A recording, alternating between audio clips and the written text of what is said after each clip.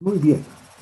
Entonces, yo creo que podemos ya comenzar. Somos 21, creo que estamos más allá de los 2/3 y, lógicamente, ya se irán incorporando el resto de sus compañeros. Voy a abrir el programa para ver dónde nos encontramos. Justamente ya hemos avanzado el punto 1, el punto 2 y hoy toca hacer el punto 3. No obstante de ello, debíamos ver las modalidades en la contratación estatal conforme a un cuadro que se les había encargado que presenten a partir del artículo 13. ¿Lo han hecho? A ver, Ruth Elizabeth, usted que está con su pantalla abierta, ¿qué ha encontrado, qué ha consignado en ese cuadro que le parece digno de mención o de importancia, que sea necesario relevar para distinguir la modalidad de licitación de las demás modalidades de contratación fuera del monto que involucra la contratación? Que eso es demasiado obvio y bueno, eso salta a la vista y no hay por dónde perderse. Lo que he podido resaltar en cuanto a la licitación es el tema de los días de plazo. Obviamente son 27, se divide igual en dos, entre 1 millón a 70 millones y 70 millones arriba. Serían 37 días, mayor cantidad de días. Otro sería las garantías en especial. Las garantías, el proponente las define hasta el monto de 1 millón. Arriba de 1 millón vienen definidas por los DBC. Perdón. Y luego el otro sería la garantía, la seriedad de propuesta. Las licitaciones todas estarían ameritando el 7%, solamente diferiría las de AMPE, que tendrían el 3.5% y pueden ser por retención, y no solamente una garantía bancaria o la que quieran presentar, sino también pueden aceptar una retención en cuanto al cumplimiento. Eso sería, bueno, una parte de lo que pude encontrar. Ya. Ernesto Flores, ¿qué ha encontrado usted? ¿Qué diferencias les ha encontrado entre la modalidad de licitación y otras modalidades? Buenas noches, doctor. Un gusto verlo. Bueno, entre otras cosas, aparte de lo que mencionó mi compañera, vi que en la licitación pública es el único proceso donde se puede presentar impugnación, por ejemplo, distinto al AMPE. Muy bien. Después, también en el tema de plazos, ¿no? La contratación menor es rápido e inmediato.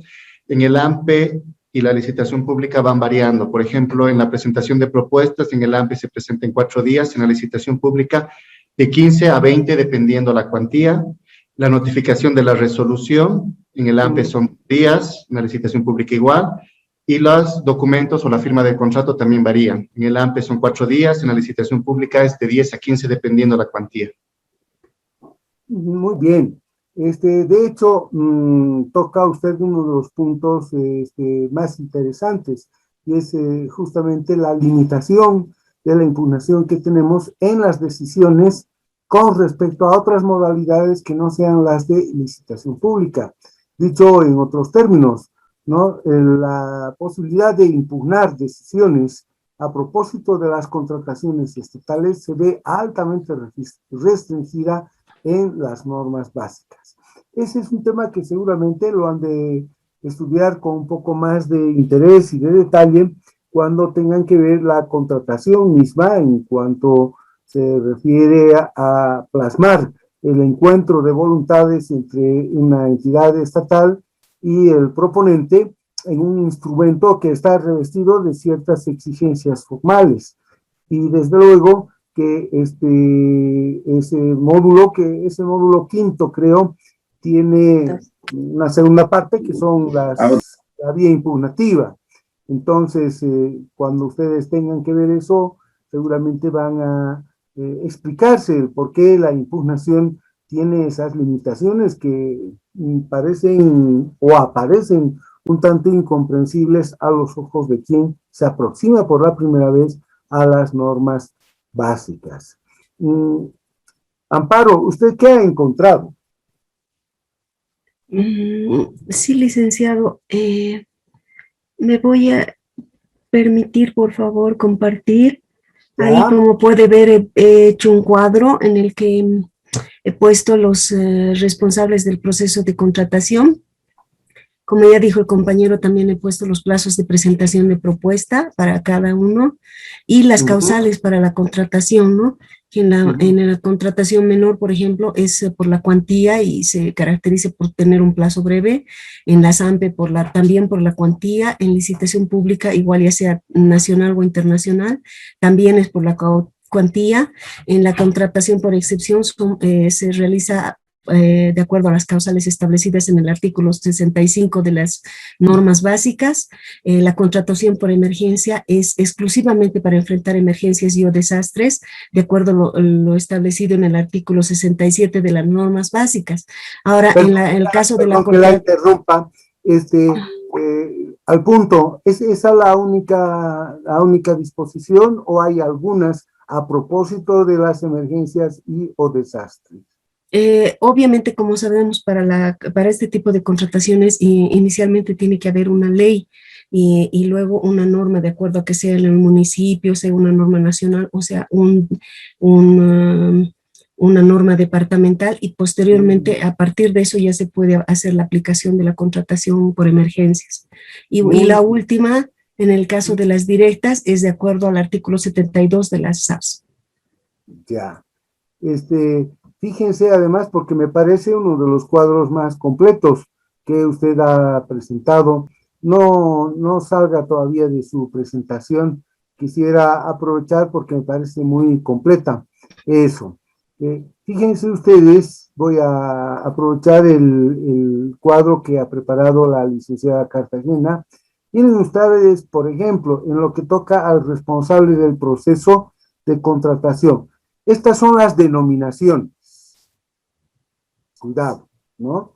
Está muy bien, por supuesto que sí, pero nunca dejemos de tener presente, y ya alguien lo dijo alguna vez, el primer responsable en la contratación es la máxima autoridad ejecutiva, que delegue, y es más, que incluso la misma norma pareciera que induce a que opere la delegación y por consiguiente, ¿no?, como si se trasladara la responsabilidad del proceso de contratación de quien está al frente de la entidad, de la organización administrativa como máxima autoridad ejecutiva, esa responsabilidad solo quedara visibilizada en un otro funcionario, que aquí tienen ustedes esas denominaciones, ¿no? Entonces, eso es lo que a mí me gustaría también complementar y reforzar la idea. Miren, este cuadro no es algo del otro mundo, pero está muy bien hecho, con bastante solvencia y profesionalidad. Algo similar tendrán que presentar conjuntamente sus mapas conceptuales o sus resúmenes críticos. Entonces, entre tanto, la licenciada Cartagena, bueno, pues ya podrá incluso ampliar ese cuadro. Le agradezco mucho su interés y la seriedad con la que está asumiendo este curso de diplomado.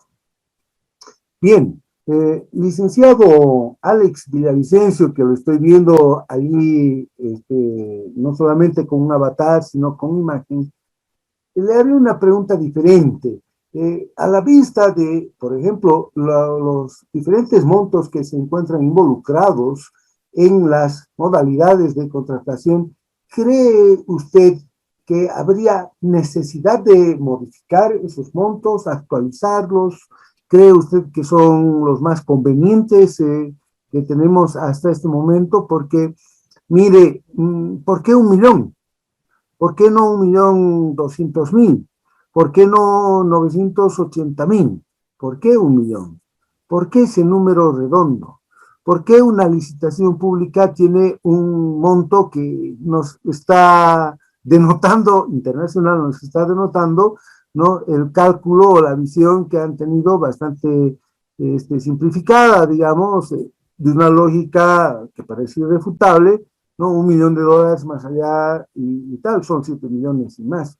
¿Por qué cree usted que estos montos están allí hoy señalados, y por eso le pregunto, ¿no cree usted que habría que modificar las cuantías o le parece que esas cuantías son las más convenientes o que responden a una realidad nuestra, o quizás todavía, no lo sé, a ver, díganos algo? Bien, buenas noches, licenciado. Básicamente, en Bolivia, qué sé yo, si hacemos un poquito de historia, desde 1970, 80, desde el gobierno de la UDP, con la inflación, vino Banzer, vino Víctor Paz Estenssoro, luego Gonzalo Sánchez de Lozada. Entonces, siempre el proceso inflacionario en el país ha sido tan creciente en algunos momentos, y obviamente el costo de vida a partir de un dato histórico siempre ha tratado de cambiar en una medida muy, muy interesante, lo cual permite pues que siempre exista, así como los indicadores de gestión cambian, también estas variables deben cambiar, ¿no? Yo considero que no se deben mantener, pero de acuerdo al costo de vida que se tiene en la sociedad boliviana, es importante considerar eso, ¿no? Durante el gobierno de la UDP no hablábamos de miles, hablábamos de millones de bolivianos, ¿no? Y teníamos unos fajos grandes donde el valor adquisitivo era bajo y realmente era preocupante. Por lo tanto, estos cuadros que tenemos acá, básicamente, en la medida posible y ajustándose al estado económico que tenemos, sí deben ser cambiables, ¿no? Las cuantías deberían constantemente revisarse y considerarse de acuerdo a los indicadores económicos que podamos tener en nuestra sociedad. Eso nos permite estar equilibrando, ¿no? De acuerdo qué sé yo, a indicadores económicos como la balanza de pagos, las importaciones, las exportaciones, que nos permiten cambiar estos conceptos económicos que tenemos, licenciado. Ya, muchas gracias por su participación. Bueno, yo creo que están reflejándose en estos montos los estados o el estado de situación económica que no ha variado todavía sustancialmente con respecto a hace unos 2, 3, 4, 5, incluso un tiempo más o menos parecido hacia atrás.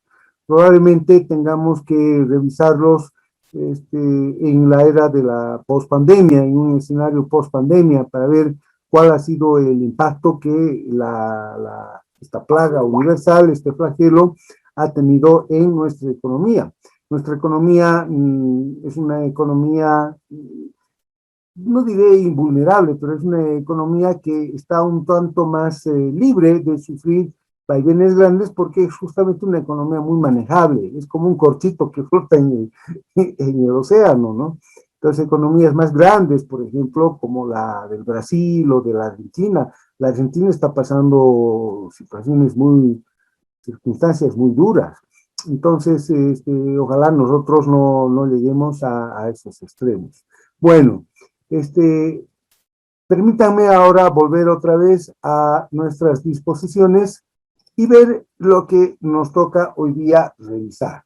Ya la licenciada Cartagena había anticipado las garantías que en la modalidad de licitación y bueno, en las otras modalidades se exigen. Pero inicialmente conviene reforzar una idea que a veces no siempre está suficientemente esclarecida en la construcción de la plataforma conceptual que hace a la contratación estatal.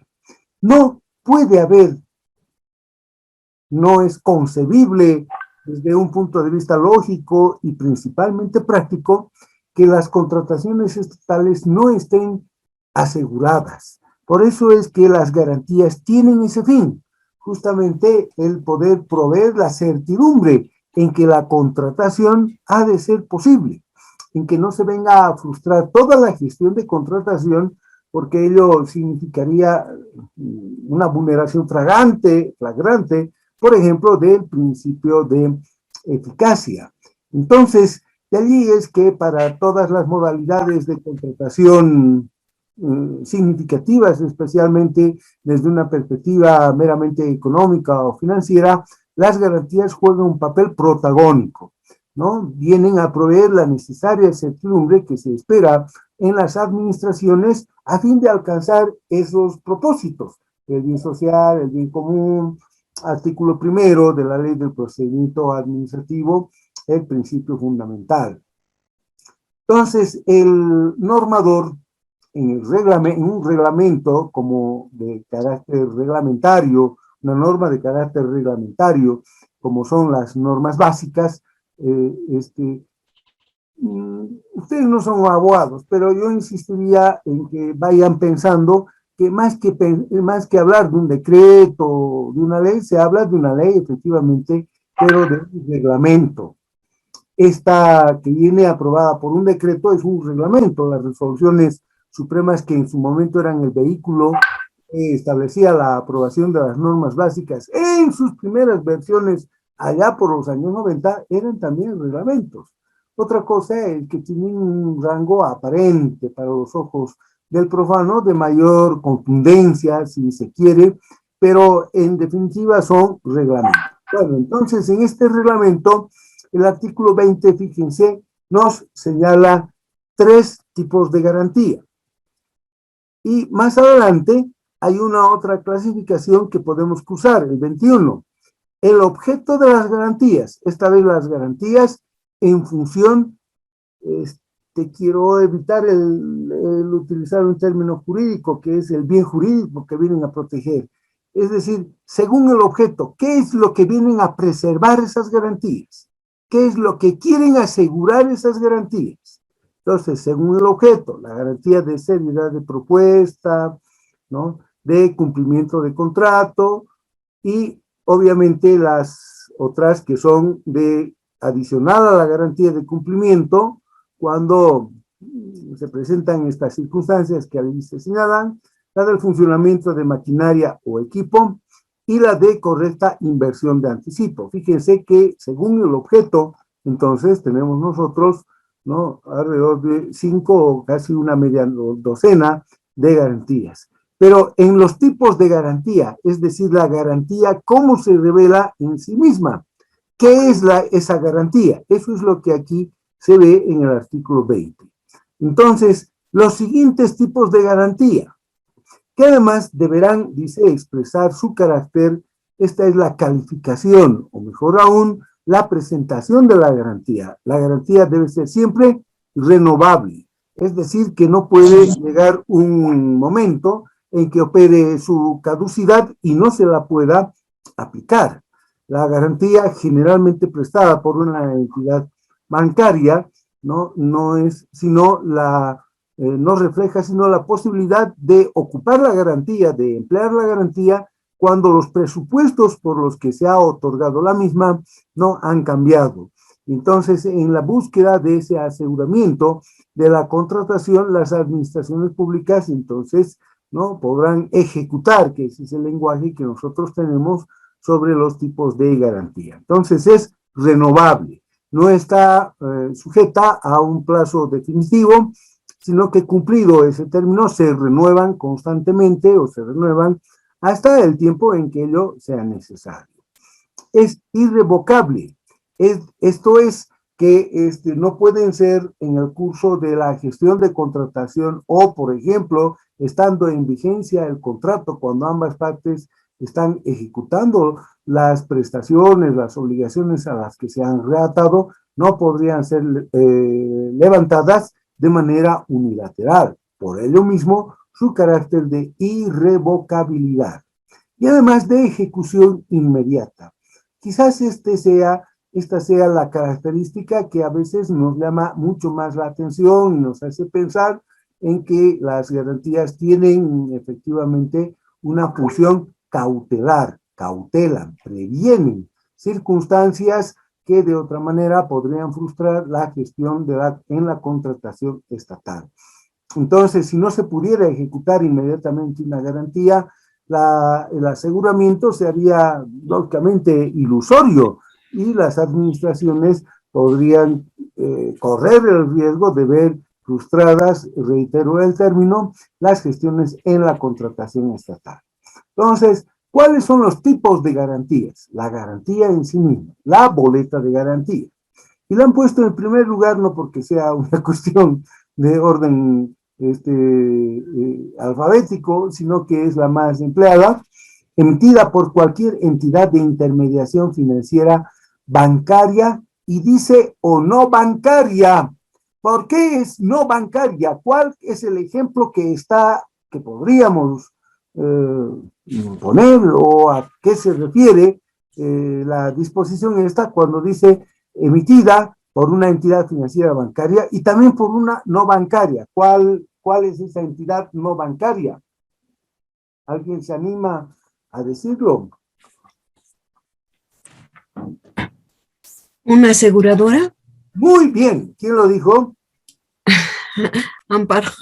Amparo. Ay, Dios nos ampare, ¿no? Muchas gracias, Amparo. Así es, ¿no? Entonces, no siempre es una entidad financiera bancaria, puede ser una entidad financiera no bancaria. Está dentro del ámbito financiero, pero es una aseguradora, ¿no? Entonces, es muy frecuente, inclusive, que se recurra a los servicios de una aseguradora para obtener una boleta de garantía. Antes de ingresar a ver el resto de las demás garantías, me gustaría hacerles notar algo. Cuando uno estudia la contratación estatal, y me alegra muchísimo que entre nosotros estén no solamente servidores públicos, sino también profesionales que están prestando servicios en entidades privadas, en proveedores, que son algunos incluso frecuentes o recurrentes del Estado, que se vea que las garantías suponen un costo en la contratación. Entonces, cuando un proveedor, por ejemplo, se plantea el participar en una gestión, lo que llaman las normas básicas, un proceso de contratación, ¿no? Establece cuánto, o tendrá que tener muy clara la idea de cuánto le ha de costar, cuánto ha de invertir, digamos, en términos muy llanos, para poder, en su caso, eventualmente ser favorecida esa sociedad, digamos, con la adjudicación. Y entre los costos que hay que asumir son justamente el de las garantías, ¿no? Prestar garantías cuesta, y no cuesta poco. Entonces, muchas veces solemos, y a esto es a lo que quería arribar, suponer que las garantías las pueden presentar y que es cuestión de exigirle al proponente todas las que estén a nuestro alcance, y bueno, y en su caso ejecutarlas si llega el momento, sin la menor contemplación. Efectivamente, podemos hacer y actuar así, y nadie nos lo reprocharía cuando uno actúa apegado exactamente a las previsiones de la ley, en este caso las normas básicas, a lo que señaló el contrato, etcétera, etcétera. Pero siempre tengamos presente que las garantías suponen un costo, y un costo bastante notable. ¿Por qué? Porque para que una entidad financiera, sea bancaria o no bancaria, como en el caso de la boleta garantía y en general todas las demás garantías, pueda ser extendida, ¿no? Se necesita también haberle asegurado al banco que en caso de ejecutarse la garantía, no, el banco no ha de perder. ¿Quién presta el dinero gratis? ¿No? Hasta donde yo sé, el mundo, yo no lo he inventado, en este mundo, hasta para prestarse dinero hay que tener dinero. Hasta para prestarse plata hay que tener plata. Si ustedes van al banco y piden un préstamo, ¿cuál es la primera pregunta que les va a hacer el oficial de créditos o allí en plataforma? ¿Cuál es la primera pregunta que les van a hacer? Supongamos que van a preguntar cuáles serían las condiciones de financiamiento, digamos, para adquirir, digamos, un bien inmueble. ¿Qué es lo primero que les van a preguntar?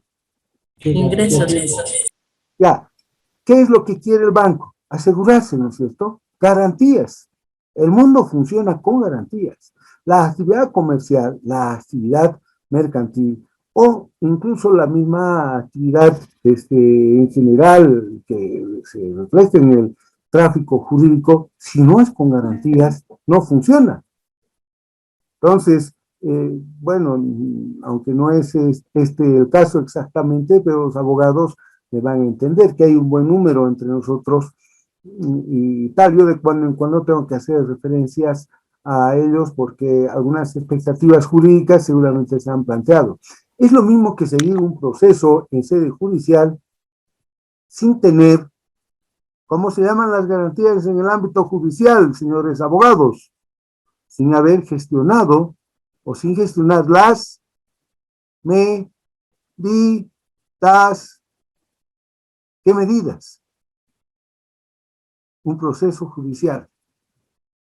Cautelares o preventivas. Un proceso no puede, ¿no?, entablarse si uno no tiene el aseguramiento, en este caso para el tema de los procesos, ¿no?, de aquellos mecanismos que ofrezcan certidumbre, que ese derecho subjetivo, real o personal que se va a discutir, digamos, en el ámbito procesal civil, esté asegurado fehacientemente, ¿no? Entonces, allí concurren, por ejemplo, algunos principios en materia procesal, el periculum in mora, ¿no?, el peligro en la demora, en la tardanza, ¿no?, que llegado el momento, incluso hasta se haga ilusoria o poco realista la protección del derecho que se está invocando, cuya tutela se está invocando en un proceso.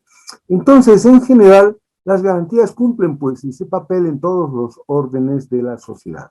Lo mismo, y esto ya como una experiencia práctica de todos nosotros, si nosotros vamos a prestar dinero, vamos a confiar algo de ese patrimonio que trabajosamente hemos allegado, siempre tenemos que tener las garantías. Y eso es lo que yo les digo a mis clientes, ¿no? Usted quiere prestarle a su cuñado, ¿y qué garantía le da a su cuñado? No, él es una muy buena persona, por favor, ¿no? Ya, usted le ha de dar esos $25,000 que ha sido Dios y su ayuda el poder reunir en estos años con su esposa, a su cuñado, al hermano de ella, ¿no? Es que yo no tengo mucho aprecio, somos como hermanos más que parientes políticos. Eso no viene a cuento, ¿no? Entonces le ha de entregar $25,000 y el otro le ha de dar un papelito.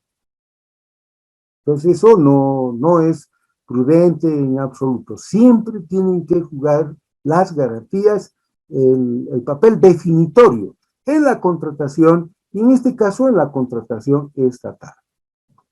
Bueno, entonces,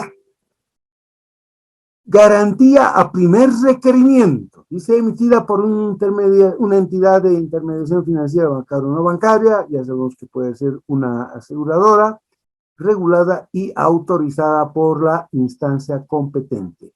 Le pediremos a Amparo una vez más que nos ilustre, porque ella ha hecho un cuadro bastante completo. Bueno, he visto que todos se han preocupado, ¿no? ¿Cuándo se pide esta garantía a primer requerimiento? ¿Cuándo es más frecuente que se exija la garantía a primer requerimiento? ¿Lo establece la ley en algún momento o la norma?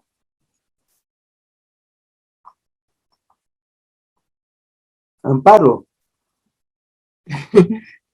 Está establecido en los DBCs que podemos solicitar esa y se recomienda por la rapidez con la que se puede ejecutar, ¿no? Como su nombre lo dice, es a primer requerimiento. A primer requerimiento de la administración contratada, ¿no? Bueno. Póliza de seguro de caución a primer requerimiento, ¿no? O sea, en común con el anterior, el primer requerimiento, solo que aquí estamos hablando de una póliza de seguro de caución. ¿Qué es caución? ¿Dónde está mi listado?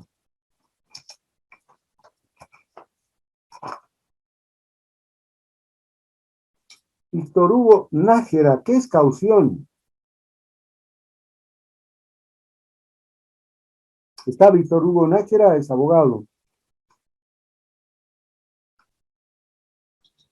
Hola, ¿me escucha? Sí, sí, le estoy escuchando. Caución es cuando hay algún incumplimiento de un contrato, ¿no? De un pacto. ah, se, se le llama a la obligación de presentar de manera inmediata al el fiador, ¿no?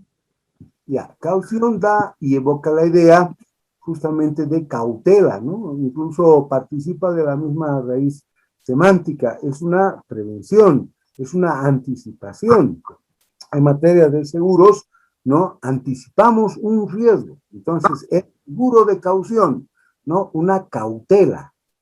Actuamos entonces con una póliza de seguro en anticipación a un evento que podría ser indeseable. Y entonces se exige una póliza de seguro al primer requerimiento. Muy bien. Por eso dice en este parágrafo segundo, que fue modificado, decía originalmente en los procesos de contratación, el proponente decidirá el tipo de garantía a presentar. Es decir, quien aspira a ser favorecido con la adjudicación del contrato. Y esta previsión ya se amplía y alcanza la lógica que nosotros esperábamos en las previsiones del parágrafo tercero. Por ejemplo, ¿no? Los proponentes extranjeros deberán ofrecer en en calidad de garantía la póliza de seguro de caución a primer requerimiento. Y esta la deben obtener de las aseguradoras en Bolivia. Por supuesto que la más grande aseguradora del mundo, ¿saben ustedes cuál es la más grande aseguradora del mundo? Esa aseguradora Zurich. Perdón, ¿cuál? Zurich. A Zurich. Zurich. Zurich, ya. Yo tenía entendido que seguía siendo la Lloyds, que está en Inglaterra, ¿no? Que es la madre de todas las aseguradoras. Pero la Zurich evidentemente es una gran aseguradora y son aseguradoras y reaseguradoras. Entonces, en un mundo aparentemente tan riesgoso como Perdón, mira, ya estoy, así no me ve, no la veo. ¿qué ha pasado, Alex? ¿Cuál es su queja? No, estaba, va a disculpar, licenciado, estaba hablando un ratito acá con un Ya. pariente Ya. mío, mil disculpas. Está bien, está bien. Entonces, les decía, ¿no? Las grandes aseguradoras tienen acumulados cientos, miles de millones de dólares. Y sobre esa base es que pueden efectivamente solventar cualquier circunstancia, no solamente riesgosa, sino la ocurrencia del mismo siniestro. Entonces, con todo, ¿no? Los sólidas y solventes que son, la norma boliviana prefiere que sean aseguradoras que tengan su domicilio constituido en Bolivia. ¿Por qué creen que eso tiene que ser así? ¿Cuál es la razón? ¿Es para favorecer a las aseguradoras que están en nuestro país o habrá alguna motivación adicional?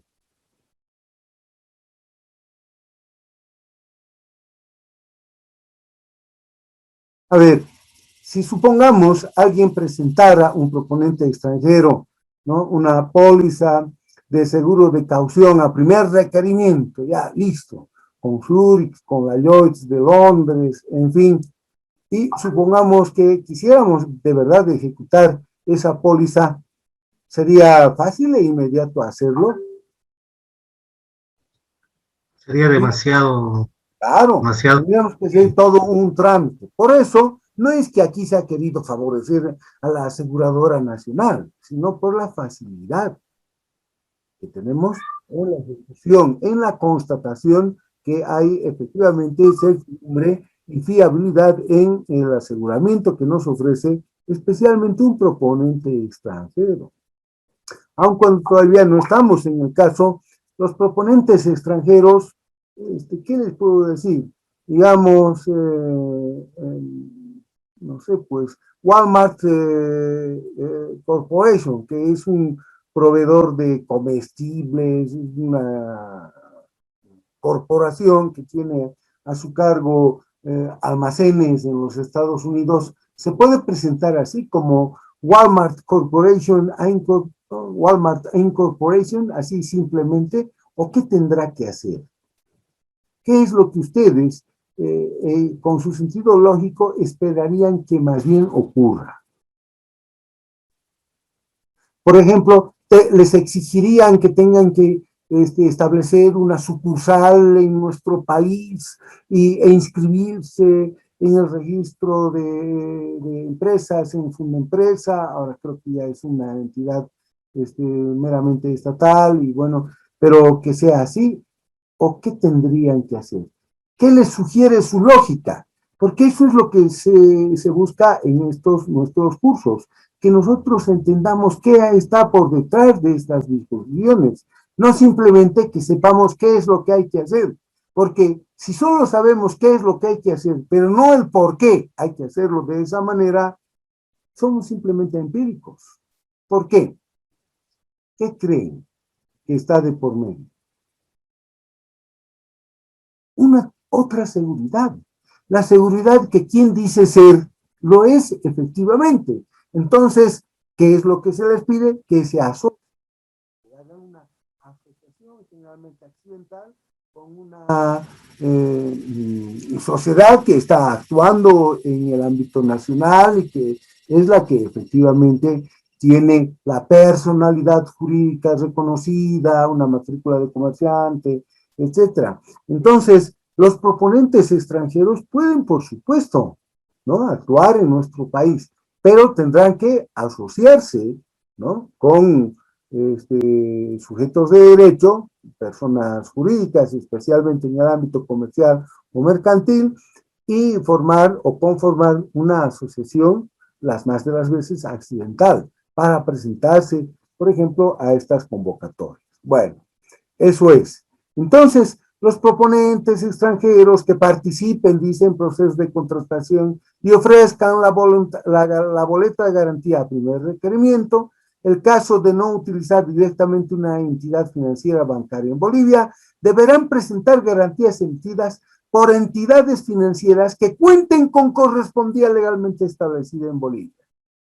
Entonces, no es que lo que se quiere es proteger a las nacionales, ¿no? A veces hay lecturas muy simplistas en ese sentido.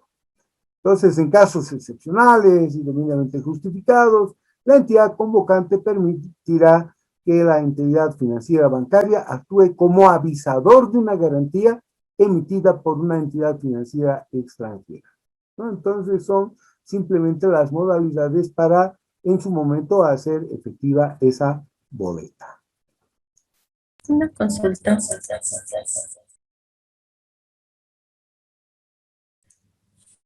¿Me escuchan? Ruth.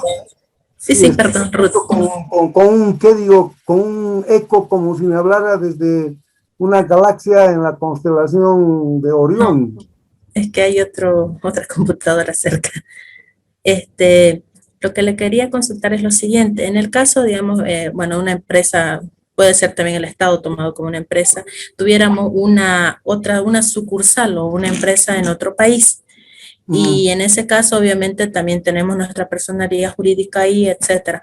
Para un proceso de licitación podría invitar que otras empresas de ese país, qué sé yo, Brasil, digamos, por decir, o Argentina, se presenten y tengan sus garantías en esos, con los bancos establecidos en las sucursales. Lo que voy a comprar se va a usar en Brasil.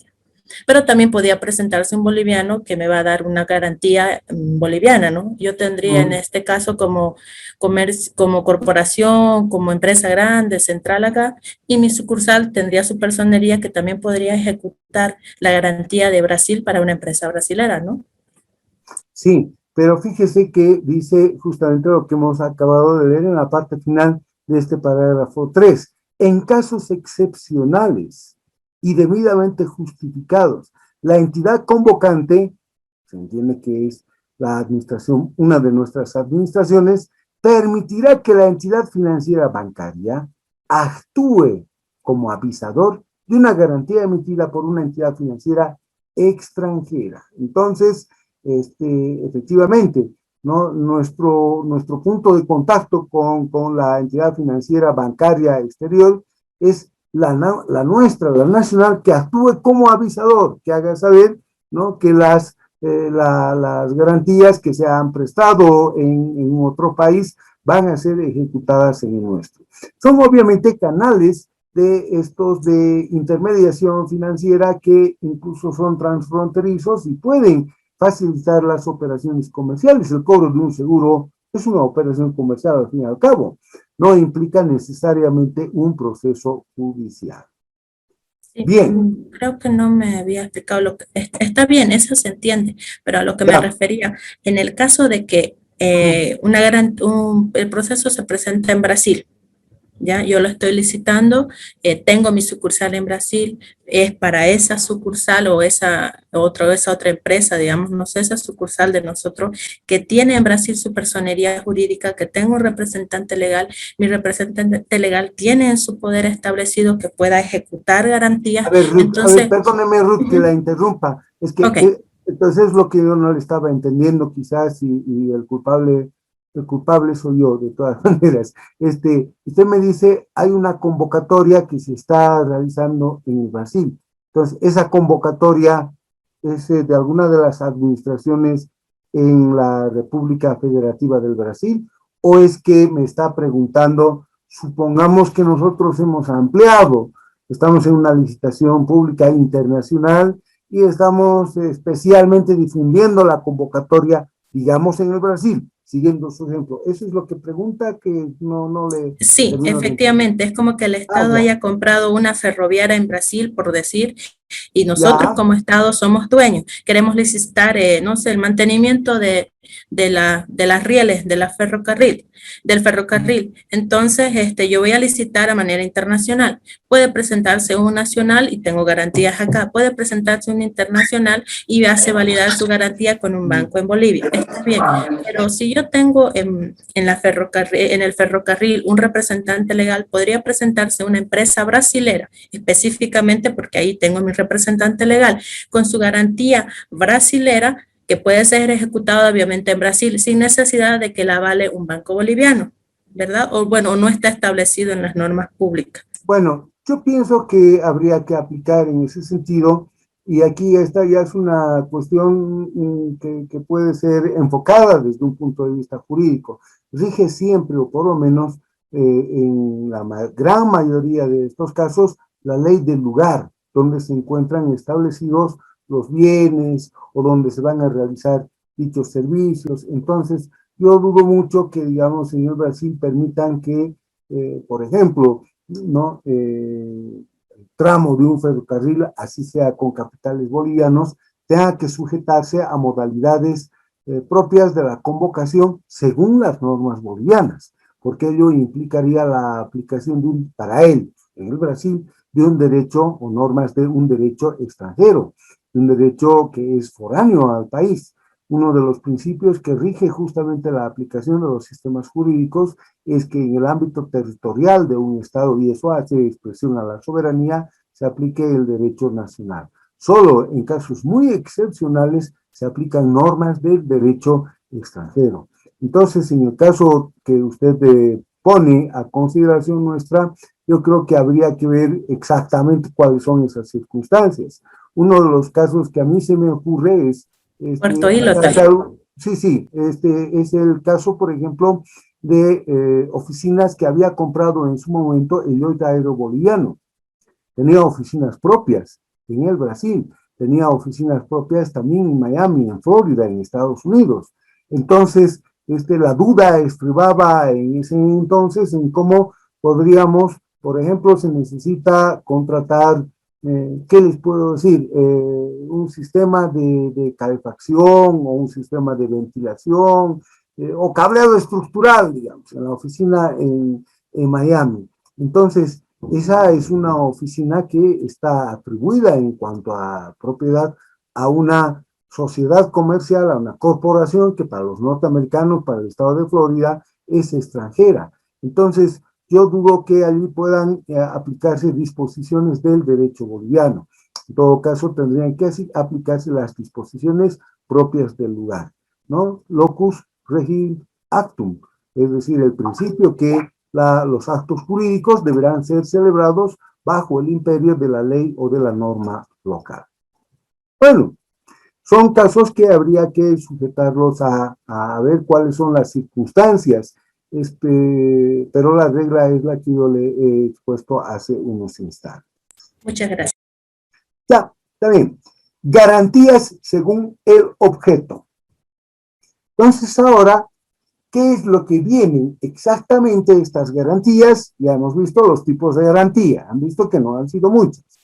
En cambio, el abanico de opciones que tenemos en las garantías, según lo que vengan específicamente a asegurar, implica al menos casi una media docena de garantías que las podemos recoger según la formulación del artículo 21. Por ejemplo, garantía de seguridad o de seriedad de propuesta. La misma noción de la norma aleja toda posible duda y nos revela cuál es el propósito que se tiene. Dice garantizar que los proponentes participan de buena fe y con la intención de culminar el proceso de contratación.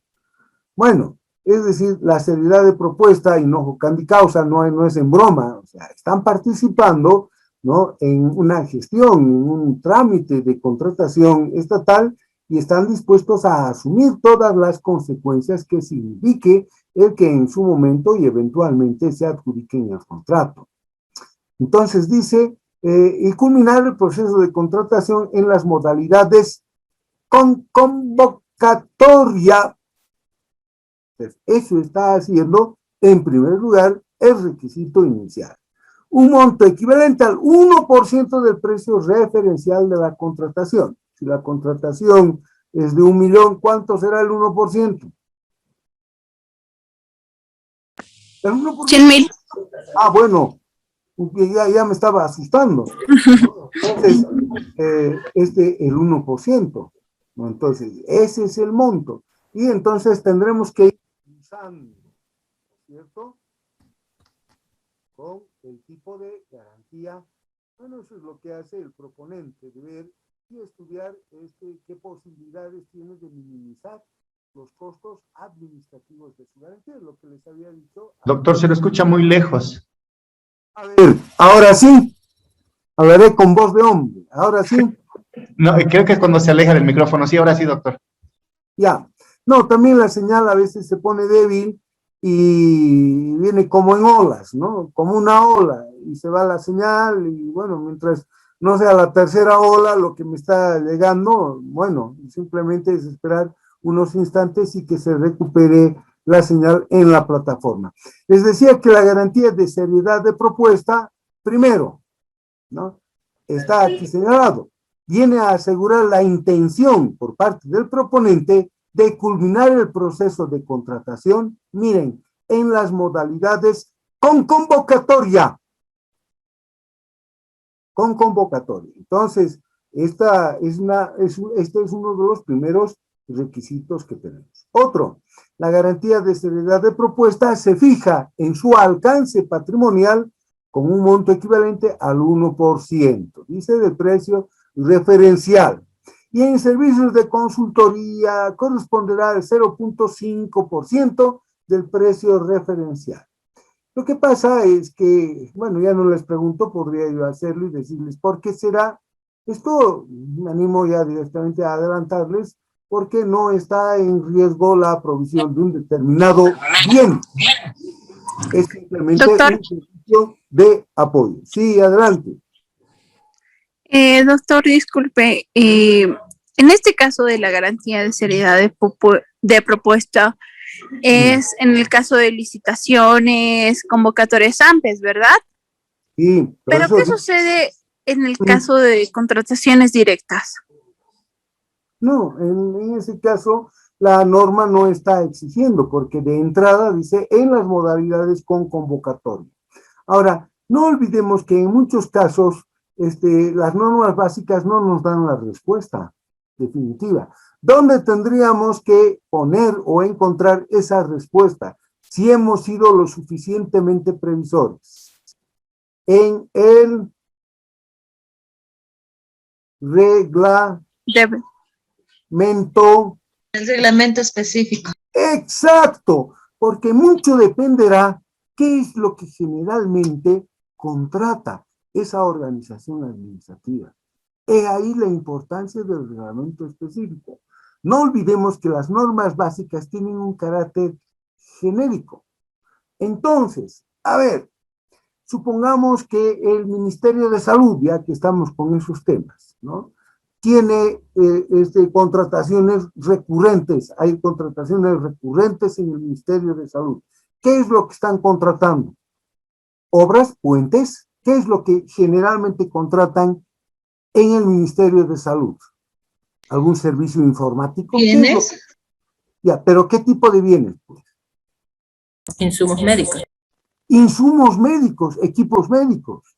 Entonces, dada la característica de lo que ellos frecuentemente están contratando, habrá que ver, sí, y eso se tiene que consignar en su reglamento, cuáles han de ser modalidades, incluso exigibles, más allá de lo que dicen las normas básicas. Por eso es que hemos insistido en que es importantísimo tener presente que el reglamento específico es la primera de las normas que nosotros debiéramos atender, no estas normas básicas. Eso es lo que les estoy diciendo. Entonces, cuando un reglamento específico es lo suficientemente específico, y por eso no cabe duda alguna que recibió ese nombre, si lo hemos hecho muy bien, entonces quizás allí tenga, o sea conveniente, digamos, se me ocurre, exigir una garantía de seriedad de propuesta en todas las modalidades de contratación. Quizás. Pero eso dependerá de lo que nosotros vengamos a consignar en la reglamentación específica. Miren que, por ejemplo, en las normas básicas se establece muy linealmente algunos supuestos en que opera la delegación. Por ejemplo, el que la máxima autoridad ejecutiva delegue y designe, ¿sí?, un responsable de contratación, un EDPante, etcétera, etcétera, ¿no? Pero quizás también haya necesidad, se me ocurre como un ejemplo, ¿no?, que pueda alternativamente establecerse la posibilidad que él mismo siga sin que tenga que ser necesario o en más de algún caso eximirse la delegación, o inclusive algo que en la misma ley del procedimiento administrativo no está permitido, que opere la subdelegación. Entonces, estos son aspectos que hacen a la previsibilidad de las contingencias que nosotros vayamos a tener en la contratación. Así como, un segundito, por favor, así como uno va cuando uno, no sé, pues una persona quiere comprarse un buen traje que le siente bien, puede tener mucha suerte si encuentra con las tallas usuales, XXL, XL, medium, small, no sé, ¿no? Uno que encaje perfectamente en su fisonomía, pero las más de las veces, ¿no?, ha de preferirse que sea una confección, digamos, personalizada. Por eso es que algunas tiendas ofrecen esas facilidades. Ahora, que es un ejemplo un tanto chabacano, traslademos el ejemplo al ámbito de la contratación estatal. En la contratación estatal, ¿no?, desde la reglamentación específica tenemos que encontrar, ¿no?, las singularidades, las particularidades en la contratación estatal. Y ahora concluyo, antes de darle la palabra a quien estaba solicitando el micrófono, ¿no? Y esto tendrá que ser complementado y terminado de proyectarse en el mismo DBC. Entonces, el reglamento específico y el DBC afinan, exactamente precisan cuál ha de ser el alcance de la contratación. Y, lógicamente, en el ámbito de las garantías, ¿no?, tendrán como una motivación implícita el que vengan a proveer una mayor seguridad a la entidad convocante. Y además, me atrevo a decirlo y con eso ya cierro, ¿no? Siempre y cuando por todo, inclusive lo aquí expuesto, no signifique eso un mayor costo financiero para el proponente. Porque si nosotros exigimos garantías de todo y de nada, la gente ha de preferir, los proveedores han de preferir ir a otras convocatorias, ver otras ofertas a las que puedan presentarse, otras contrataciones, y corremos el riesgo de frustrar la gestión en la contratación. Perdón, ¿quién quería decir algo? Sí, doctor. Bueno, quizás como modo de acotar, cabe recalcar que la modificación que se ha hecho con el Decreto Supremo 4285 del anterior gobierno transitorio ha indicado de que ya no es ya no es obligatorio la presentación de las garantías consignadas en el Decreto Supremo 181, la garantía de seriedad de propuesta en las contrataciones estatales. Ah, bien.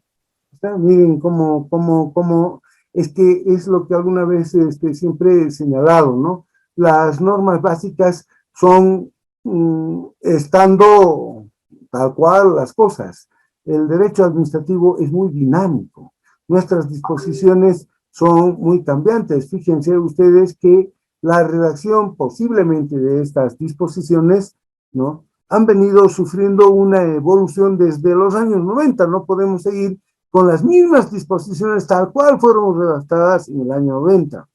Por ejemplo, en materia de contratación de seguros, tenemos inclusive en las normas básicas un modelo, pero a todas luces eso ya resulta anacrónico, porque las circunstancias son sumamente cambiantes. Entonces, punto adicional para que nosotros tengamos la necesidad de establecer en nuestra reglamentación específica, ¿no?, cuáles han de ser esas circunstancias. Y además, ¿no?, para el caso de una garantía de seriedad de propuesta, con la noticia que se nos está dando, ¿no?, que además esto tengamos que terminar de perfilar con lo que se establece ya en el documento base de contratación.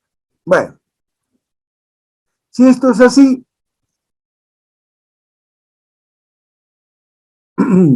por ejemplo, se comprende, bueno, esto creo que no necesita mayor entendimiento, servicios generales discontinuos, servicios de consultoría individual en línea, no se requiere la garantía de seriedad de propuesta, porque no está en riesgo la función administrativa.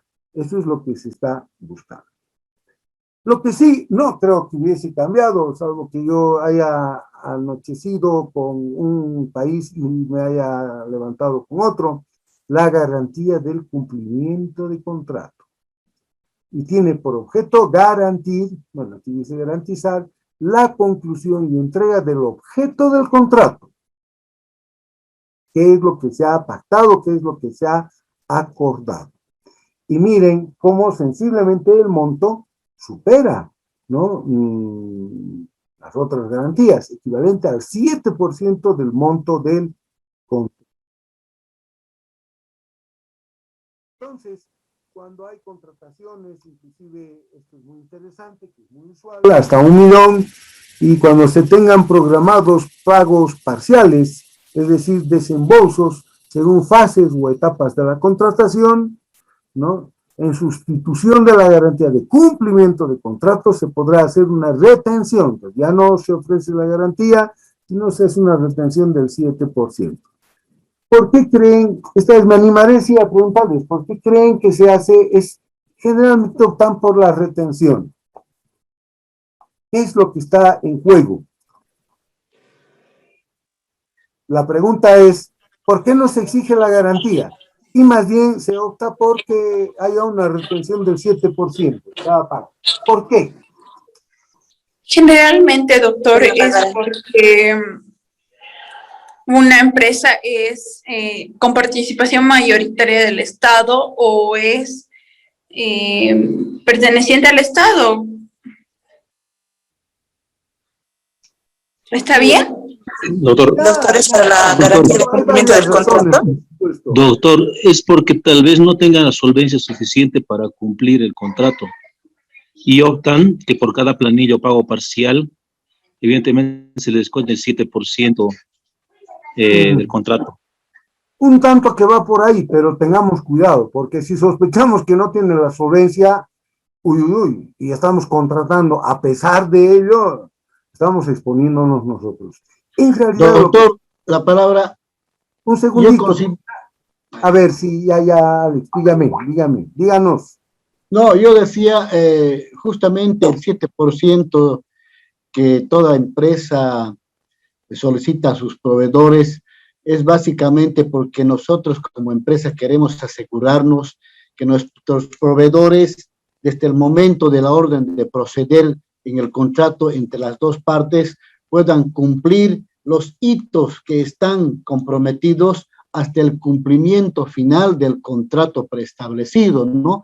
Este 7% nos garantiza ese hecho y poder consolidar y asegurar que realmente en caso de alguna contingencia nosotros podemos tener ese 7% garantizado hacia esos hitos que se refiere, ¿no? Ya, está bien. No, la pregunta era diferente. Yo les estaba preguntando por qué en lugar de la garantía de cumplimiento del contrato, la norma aquí autoriza una retención. En lugar de la garantía de cumplimiento del contrato, se autoriza la retención. ¿Por qué? ¿Por qué hay esa opción? Doctor, Díganos. La conclusión de la obra. hay esa opción, Claro. doctor. Porque Creo que la opción para la retención siempre va a ser válida en caso de pagos parciales. Esto debido a que el servicio, eso es en un servicio, no va a ser una entrega de bienes, no siempre en un servicio, porque los servicios van a ser de manera constante en primer lugar. Ya, o sea, por ejemplo, un servicio de no sé, de mantenimiento y de limpieza, que se van a hacer pagos parciales, van a hacer la retención mensualmente y al final de la conclusión del servicio recién se puede dar ¿cómo se llama? Un cumplimiento a su servicio. Ya, está bien. Lo que aquí está ocurriendo, es decir, cuál es la razón del por qué se faculta a que se pueda hacer una retención y no exigir la garantía de cumplimiento del contrato, es justamente para aminorar los costos. Por eso yo les decía hace unos minutos atrás, no debemos verlo únicamente desde la perspectiva del Estado. Ese es un error. Y ese es un error en el que incurrimos muy frecuentemente. Es más, inclusive queremos maximizar las posibilidades del Estado y no nos damos cuenta que por esa vía quizás estamos sobrecargando demasiado o estamos haciendo pesadas las obligaciones del otro lado. Y esto puede desalentar, en más de algún caso, como en los temas específicos que aquí estamos viendo, la contratación. Y entonces el remedio sería peor que la enfermedad.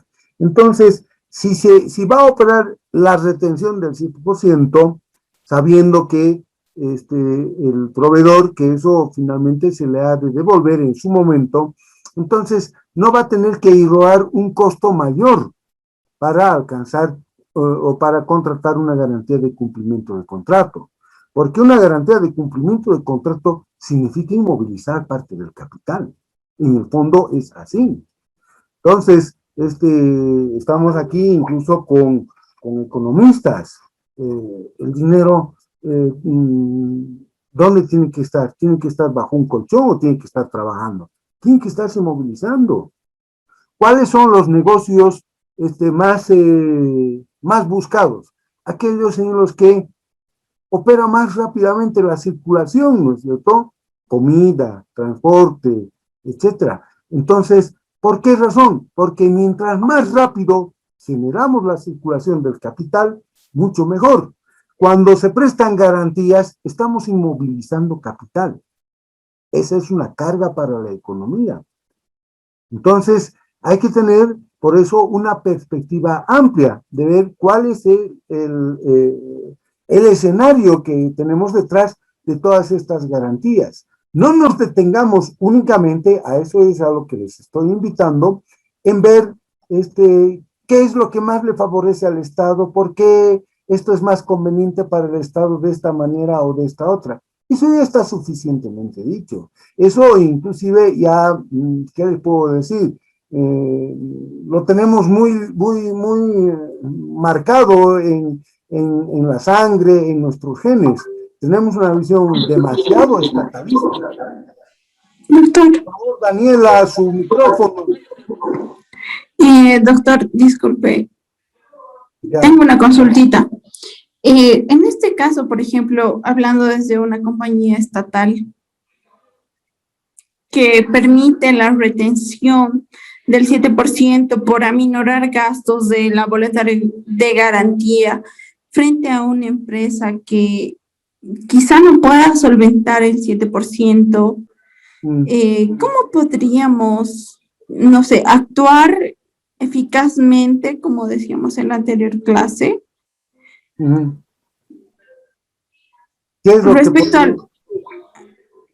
a la garantía, es decir, hablando de una empresa estatal, frente a una empresa estatal, solventando el 7% por aminorar gastos, como usted decía hace un momento, de la garantía del 7%, ¿cómo podríamos actuar? Si es mejor la garantía o si es mejor la retención del 7%. Bueno, si estamos coincidentes, Daniela Helen, en que la retención le ahorra el costo administrativo de una garantía, bueno, pues ya está cumplida esa previsión. Ahora, ir más allá, no sé, quizás ya es ir también demasiado lejos.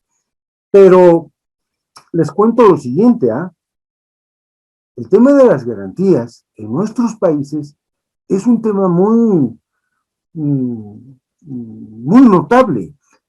Si ustedes tuvieran una práctica administrativa, por ejemplo, en países europeos o en Estados Unidos, no se exigen tantas garantías.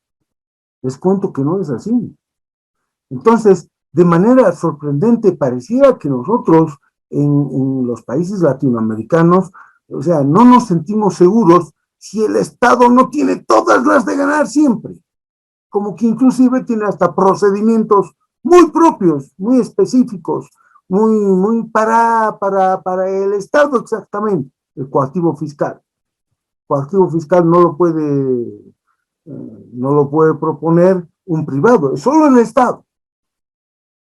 Y sin embargo, en Estados Unidos, digamos, que es además el país donde hay mayor número de contratos estatales, donde los proveedores del Estado son innumerables, comparativamente en los Estados Unidos la contratación estatal ocupa un lugar en la economía tan importante y sensible que en comparación, reitero, nuestra contratación estatal en comparación, no tiene esa magnitud, no tiene ese porcentaje, no tiene esa trascendencia, y sin embargo allí no se exigen tantas garantías.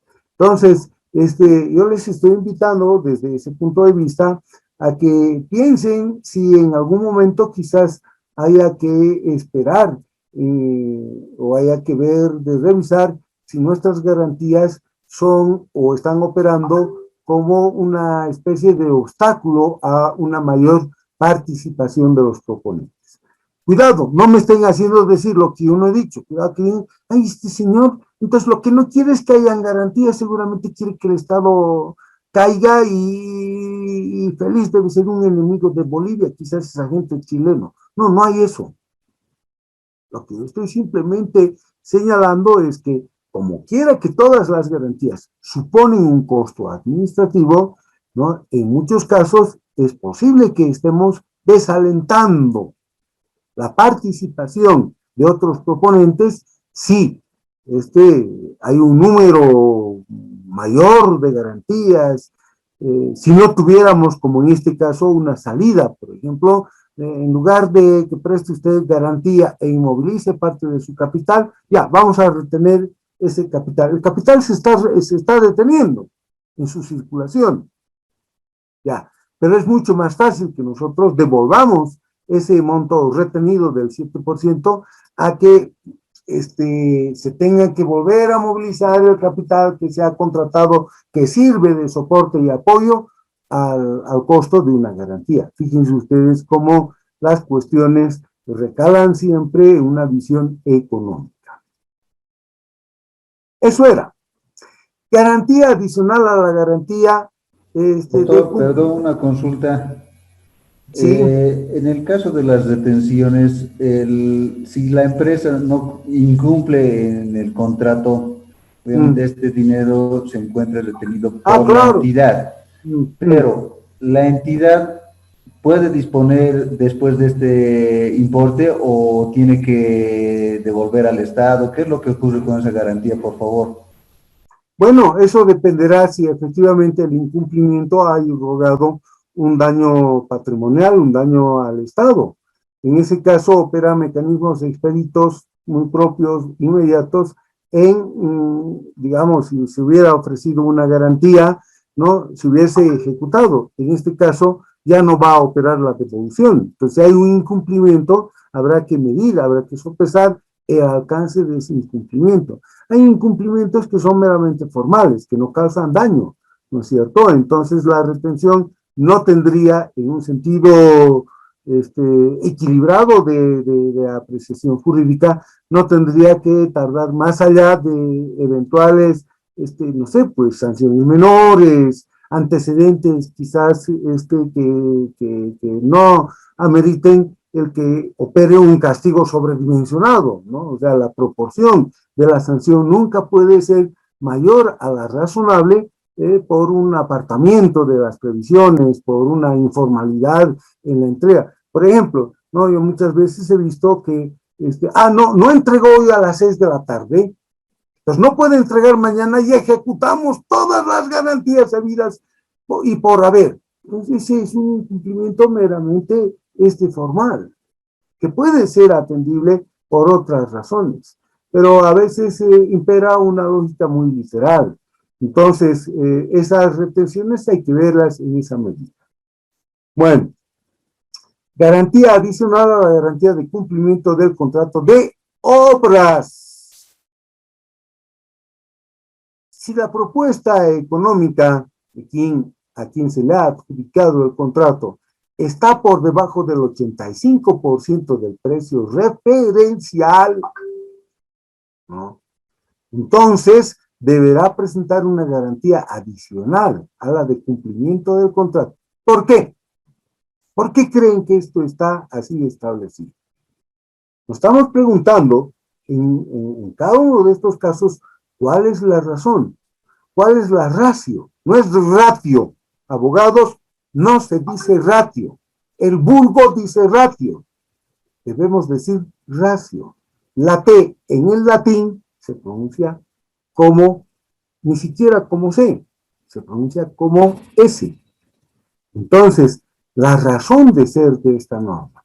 Lo que sucede es que, bueno, yo ya me animaré a dar la respuesta o el punto de vista que yo entiendo y sustento en honor a la razonabilidad de una prescripción con estos alcances.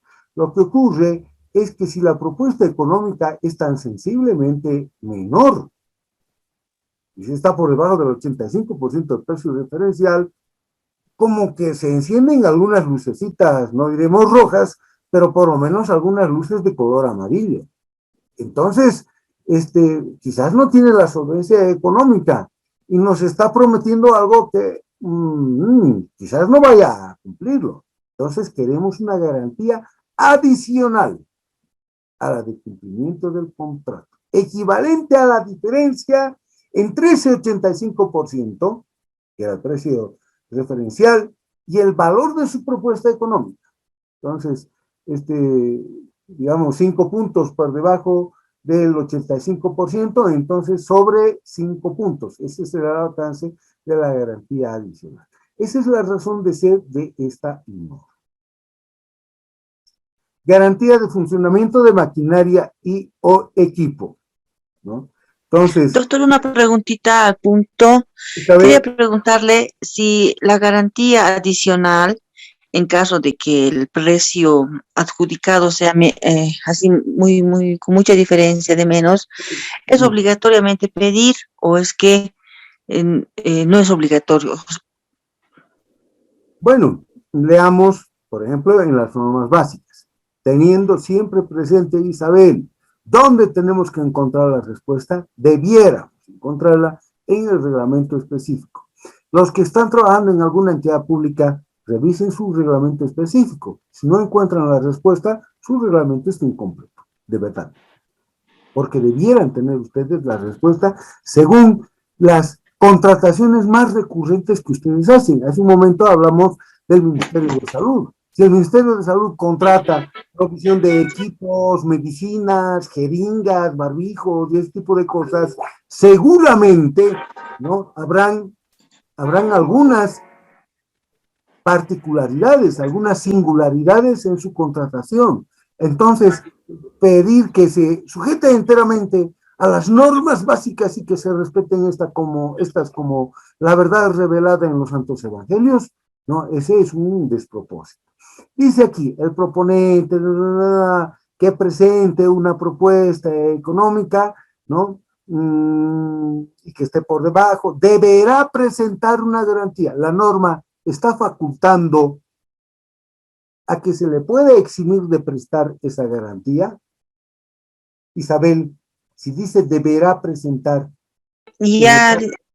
Bueno, entonces en las normas básicas está establecido como un deber. Es un mandato. Dice, deberá presentar una garantía adicional. Entonces, nosotros, si no tenemos la respuesta en el reglamento específico, tendríamos que exigir la presentación de esa garantía adicional y no eximir. ¿Vio? Entonces, Sí, por eso... Está bien. Por eso es que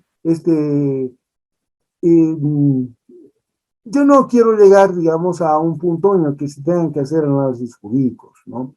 Es que la gente tiende a pensar que una norma, mientras tiene un rango jerárquico mayor, entonces esa es la norma que se tiene que aplicar. Y no siempre es así. En este caso, ¿no?, nosotros debiéramos aplicar preferentemente la norma especial. ¿Me explico mejor o me explicaré más técnicamente? El criterio generalizado que tiene la gente, y hay servidores públicos, y no faltan también abogados que incurren en ese error, es suponer que el único criterio de prelación normativa, ¿cuál norma anteponemos?, es el criterio jerárquico. Entonces, desconocen que hay un otro criterio. Hay 7, les cuento, en teoría del derecho. El segundo criterio es el criterio de especialidad. Entonces, les pregunto yo, en punto a elegir entre la aplicación del reglamento específico, pongamos que tiene todas estas respuestas que estábamos buscando. Supongamos que se tomaron la molestia de redactar un buen reglamento específico. Y en el Ministerio de Economía, en el viceministerio donde aprueban estos reglamentos específicos, también se tomaron la molestia de ver si cumplieron con la redacción de un reglamento que se adecue a la personalidad, a las singularidades en la organización administrativa que ha presentado ese reglamento específico. Entonces, les pregunto, ¿cuál es la norma que prevalece? ¿Las normas básicas o las normas de su reglamento? Primero las del reglamento y después algún vacío. ¿Por qué hace prevalecer usted las normas de su reglamento si las normas básicas vienen precedidas por la firma de nuestro gran presidente, nuestros grandes ministros y no sé quiénes más? Entonces, y en cambio ese reglamento que ha sido aprobado, que nadie lo conoce, sino los que están detrás o trabajan en esa organización administrativa, ¿por qué usted le está atribuyendo aplicación? a ese reglamento y no a estas normas básicas que son tan contundentes y señoriales e importantes. ¿Por qué?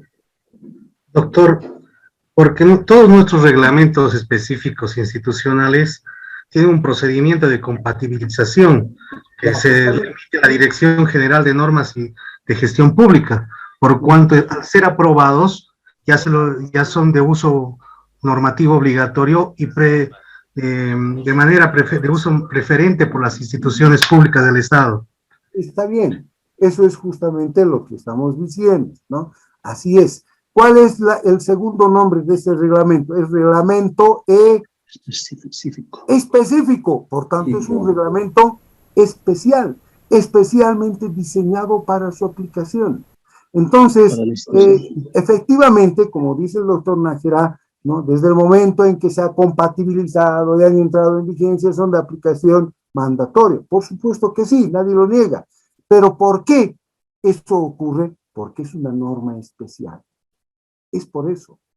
No es exactamente porque lo ha dicho el Ministerio que es de aplicación obligatoria, sino porque conforme a derecho es de aplicación preferente porque es norma especial. Esa es la respuesta. ¿Vieron? Entonces, coinciden, por supuesto, las respuestas desde un punto de vista meramente institucional, como las que nos ha dado nuestro compañero, con las que, bueno, yo estoy sugiriendo que se tengan que razonar desde la misma teoría del derecho. Garantía de funcionamiento de maquinaria o equipo. Entonces... doctor, perdón, disculpe, buenas noches. Una pregunta más antes de pasar a este tema. En derecho civil, ¿no? Cuando hay una garantía prometida y no se la cumple o se disminuye una garantía, constituye una caducidad del término, ¿no? Ahora, en el ámbito administrativo, en un contrato en el que no se diera cumplimiento a la garantía adicional, ¿estaría incumpliendo el contrato también? ¿Sería una causal de la resolución del contrato o no? Yo creo que sí, porque, a ver, veamos, efectivamente, micrófonos, por favor, efectivamente en el derecho civil hay ese razonamiento. En el derecho administrativo hay que agregar algunas otras consideraciones. Muchas de las disposiciones que en materia de contratación administrativa están, por ejemplo, estableciendo ciertas garantías y sujetan las causales de resolución al incumplimiento en la provisión de las garantías cuando estas son requeridas, son cláusulas, escúcheme bien, son cláusulas que están revelando el ejercicio, ¿no?, de potestades exorbitantes al derecho común, al derecho civil. Esa es una de las características que tiene el contrato administrativo. Los demás pueden cerrar sus oíditos porque esta es pura explicación jurídica. ¿Quién me ha preguntado? Es abogado, seguramente. ¿Quién me preguntó esto? ¿Quién ha sido el que me ha preguntado esto? Warner Concha, doctor.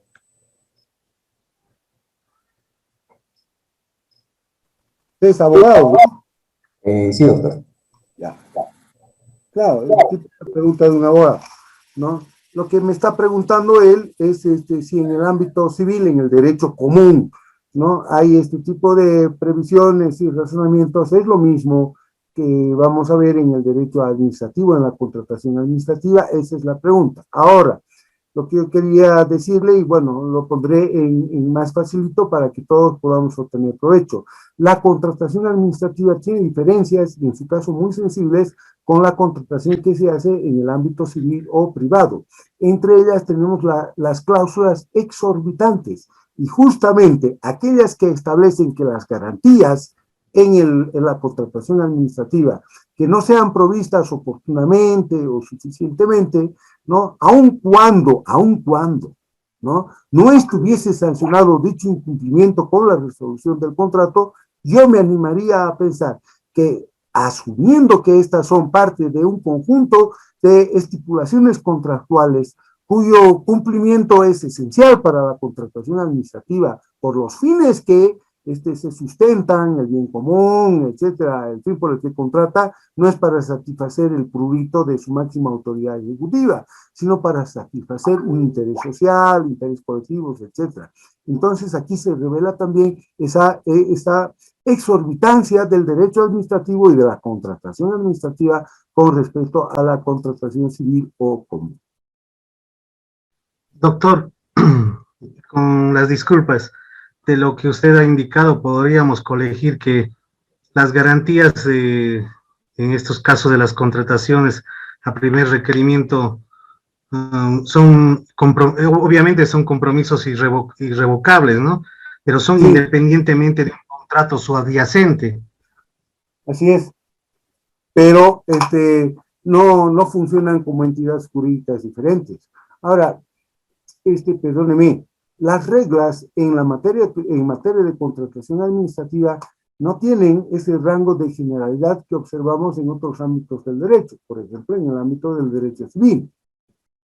En la contratación administrativa y en general en el derecho administrativo, siempre va a ser necesario tener una interpretación caso a caso. Por eso la casuística es mayor. En países más ya desarrollados, digamos en la Argentina, pero la Argentina está pasando por un pésimo momento, ¿no? La jurisprudencia es muy amplia. Entonces las respuestas no las encontramos en las normas. Las respuestas ni siquiera las van a dar únicamente los profesores en derecho, en las facultades. Las respuestas vienen dadas por la copiosa jurisprudencia que ellos tienen. Nosotros no tenemos. Basta ver nuestros análisis de jurisprudencia, ¿no? Se refieren escasamente a cuestiones incluso hasta muy ligeras. Y un tema como el alcance de las garantías y la incidencia que tienen sobre el destino del contrato debiera ser objeto de una acotación, ¿no? Desde la jurisprudencia, cuando las disposiciones que tenemos no son suficientes. No sé si eso les responde, pero por lo menos si yo estuviera en la Argentina, yo le respondería al que me preguntó de esa manera, ¿no? Tenemos que revisar los análisis de la jurisprudencia, porque no es lo mismo que se presenten garantías en ocasión de un contrato X en el ámbito administrativo que de un contrato Y en el mismo ámbito administrativo. Y por supuesto que las diferencias son altamente accesibles por lo que se hace o por lo que se contrata en el ámbito privado o civil. Bien, entonces, ya cerrando, casi cerrando, porque tenemos funcionamiento de maquinaria, equipo y de correcta inversión de anticipo. De maquinaria y o equipo, es decir, en contratos ya específicos, en los que se ha previsto el suministro o provisión de maquinaria o equipo. Será solicitada cuando la entidad lo considere necesario. Entonces, ¿dónde se establece esto? En el documento base de contratación, en el DBC. Y como quiera, miren, ahora pareciera que en la redacción está hablando alguien que está del otro lado del mostrador. El monto de esta garantía será hasta un máximo del 1.5%. Claro, porque ya hemos dicho, toda garantía supone un costo administrativo. Entonces, no cometan el error de ver la contratación estatal únicamente desde el punto de vista del Estado. Somos los bolivianos, en general los sudamericanos,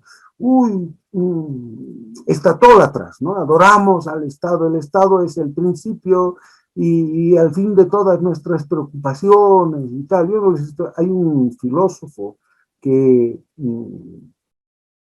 hace 300 años, Thomas Hobbes, ¿no? Decía en el Leviatán, ¿no? La naturaleza humana está siempre inclinada al mal y no sé qué. Entonces, la única posibilidad que tenemos de superar aquello es a través, ¿no? del Estado. El Estado tiene que encargarse de morigerar las pasiones y frenar esas ansias de hacer lo malo, porque el ser humano, desde la caída del Edén, está permanentemente a la búsqueda de lo malo. Entonces, es un filósofo negativo, pero que le atribuye al Estado esas posibilidades. Y lo mismo pareciera que nosotros creemos. Y ese señor pensaba esto que les cuento hace 300, 400 años atrás. Entonces, no es el Estado la respuesta no tiene el Estado la respuesta a todas nuestras vicisitudes, nuestras inquietudes. Entonces, en las normas estas, no exageremos la cosa, ¿no? O sea, hoy por hoy están estas garantías, ¿no? Pero quizás el día de mañana tengamos que pensar, y de verdad, más temprano que tarde, en reducir el impacto del costo administrativo, especialmente cuando estamos en situaciones de crisis. La crisis llega a todos, no solamente llega a unos y a otros no, ¿no? Entonces, cuando llueve, llueve para todos. Entonces, si las contrataciones se van a ver sensiblemente disminuidas por el impacto de una recesión económica, ¿no? Lo primero que se va a hacer, y no lo digo yo, lo dice eso la práctica, y he visto, ¿no?, cómo han evolucionado las normas básicas desde que fueron dictadas por las primeras veces en resoluciones supremas. Lo primero que vamos a tener que hacer es revisar si nuestras garantías son razonables, o si quizás están suponiendo un costo excesivo y por eso no tenemos suficientes proponentes. Garantía de correcta inversión de anticipo. Y dice que viene a garantizar, garantir, debiera decir, bueno, en relación del señor que estaba ahí detrás, la devolución del monto entregado al proponente por concepto de anticipo inicial. Esto en aquellos contratos que están establecidos en fases o etapas, especialmente en los contratos de obras, ¿no? Tenemos esa figura. Jurídicamente, para los abogados, son los contratos a salto de canguro, ¿no? Entonces, no son los de prestación continua, sino a salto de canguro, se hacen por etapas. Y en la primera etapa se prevé un anticipo inicial. Entonces, esta garantía de correcta inversión de anticipo, dice, será por un monto equivalente al 100% del anticipo otorgado. ¿Cuál es el máximo del anticipo otorgado? Se podrá otorgar un anticipo del, ¿qué les puedo decir? Del 60%, digamos. No, doctor, el máximo señor, es un 20%. 20%. Eso, muy bien, máximo el 20%, ¿no es cierto?